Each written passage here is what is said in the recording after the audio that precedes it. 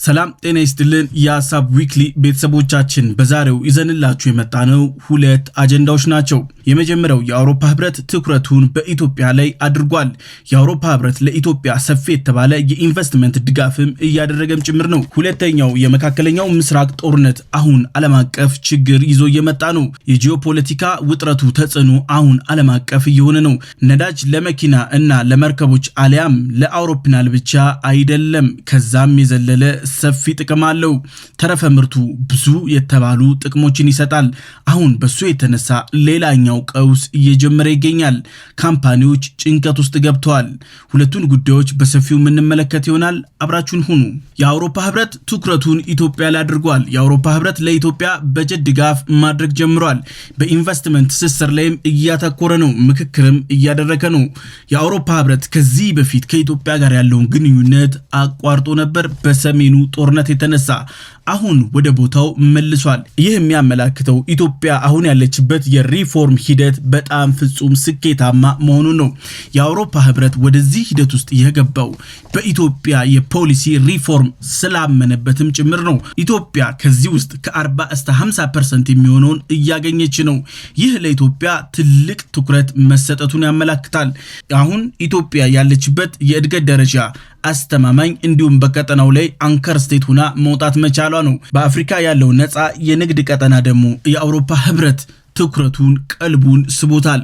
ይህም የሆነ ያለው የተዋሃደ ገበያ ለአውሮፓ ህብረት ገበያ በጣም ወሳኝ ስለሆነ ነው። የአውሮፓ ህብረት የኢንቨስትመንት ጥቅል አቅርቧል። በዚህ ጥቅል ውስጥ ደግሞ እነዚህ ወሳኝ ነገሮች ተነስተዋል።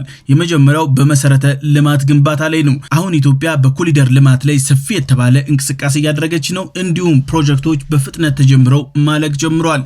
የአውሮፓ ህብረት እዚህ ላይ ከታከለ የጋራ ጥቅም ዊን ዊን የሚባል ጥቅም እናገኛለን።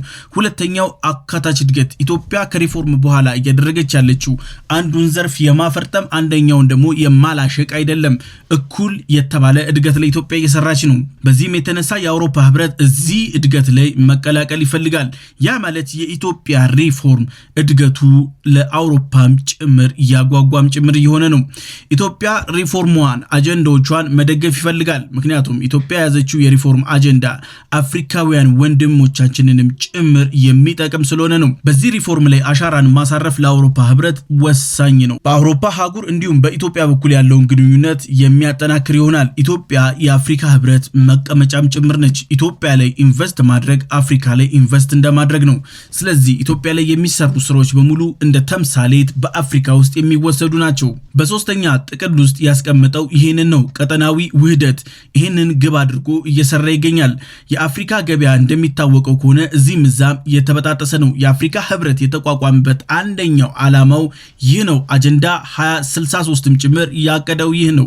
ቀጠናዊ ውህደት አፍሪካ በአንድ ገንዘብ አንድ ወጥ ድምጽን በዓለም አቀፍ ደረጃ እንዲኖራት ይፈልጋል። ስለዚህ የአውሮፓ ህብረት ከኢትዮጵያ ጋር መስራት ይፈልጋል። ያ ማለት የአውሮፓ ህብረት ከአፍሪካን ዩኒየን ጋር መስራት ይፈልጋል እንደማለትም ጭምር ነው። አውሮፓ ህብረት በሶስት ዘርፎች ላይ ትኩረት አድርጓል። የመጀመሪያው የሰዎችን ህይወት የዕለት ተዕለት እንቅስቃሴ ላይ፣ ሁለተኛው ታዳሽ ኃይል ላይ ግሪን ኢነርጂ ላይ፣ ሶስተኛው ደግሞ የሥራ ዕድል ፈጠራ፣ ግብርና፣ የጤና አጠባበቅ፣ የእውቀት ሽግግር ላይ። ሁለተኛውን በጉልህ እንመልከተው። ሁለተኛው የታዳሽ ኃይል ግሪን ኢነርጂ። ኢትዮጵያ በዚህ ረገድ ያላት አቅም ገና አልተነካም። ካላት አቅምም 40%ን እንኳን አልዘለለችም። ህዳሴን የሚያክል እንኳን ገንብታ ኢትዮጵያ በሃይድሮ ዳም ሰፊ የተባለ ፖቴንሻል እንዳላት ይታወቃል። የአውሮፓ ህብረት እዚህ ላይ ኢንቨስት ማድረግ የሚችል ከሆነ ቀጠናውን በኃይል ማስተሳሰር ይቻላል። በኢትዮጵያና በአውሮፓ መካከል ያለው የንግድ እንቅስቃሴንም የሚያሳልጥ ይሆናል።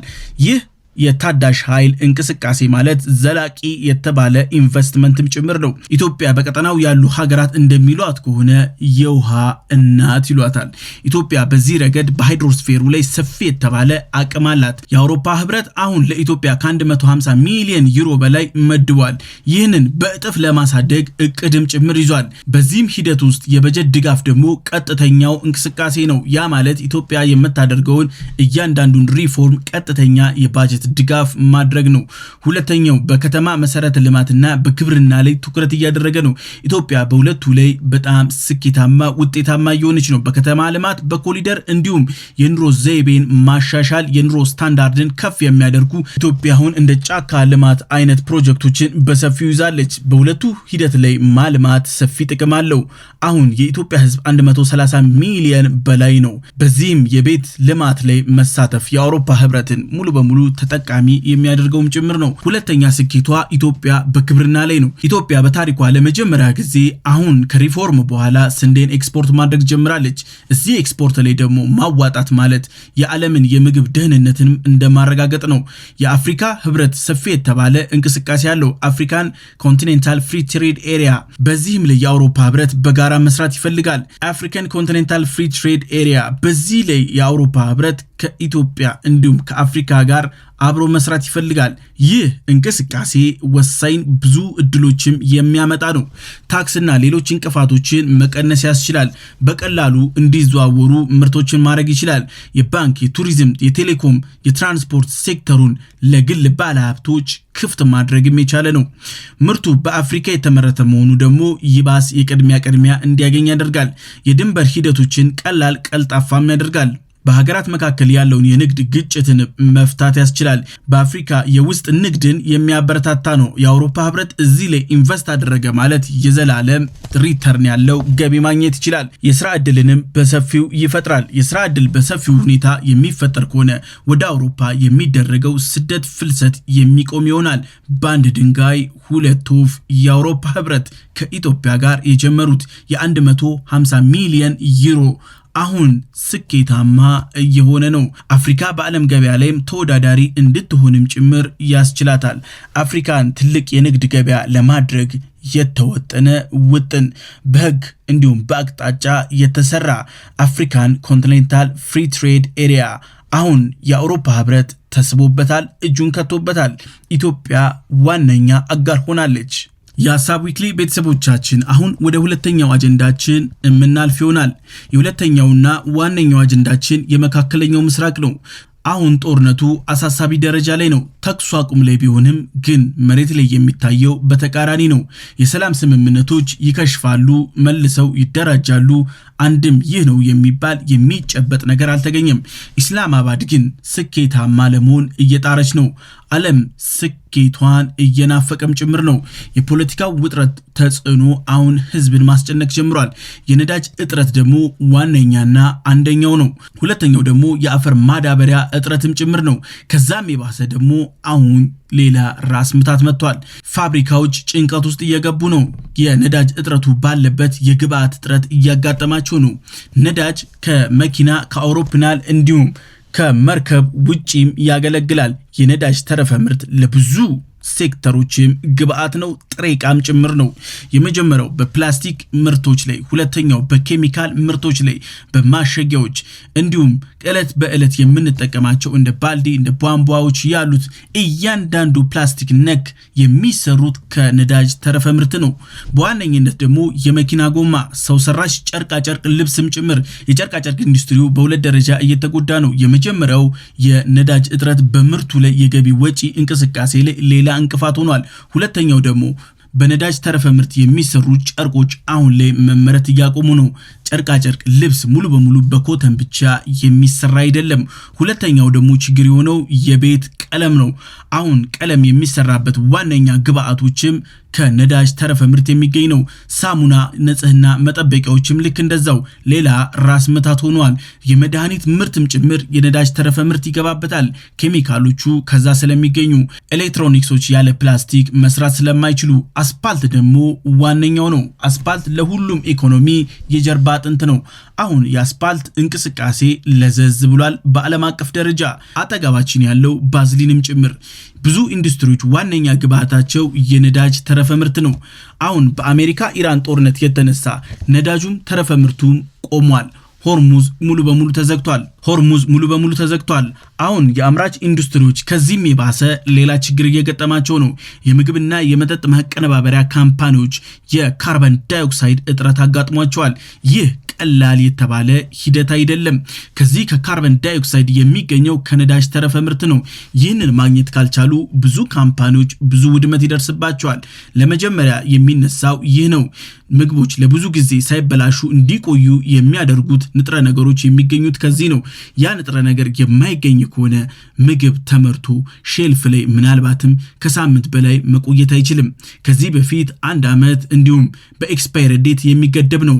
አሁን ይህ ካልተገኘ ግን ወዲያው ጥቅም ላይ የማይውል ከሆነ ከፍተኛ ኪሳራ የሚያስከትል ይሆናል። እንደ ፈንገስ፣ እንደ ባክቴሪያ እንዲሁም እንደ ሻጋታ ያሉ እያንዳንዳቸውን ገድቦ ማስቆም የሚችለው ይህ ካርበን ዳይኦክሳይድ ነው።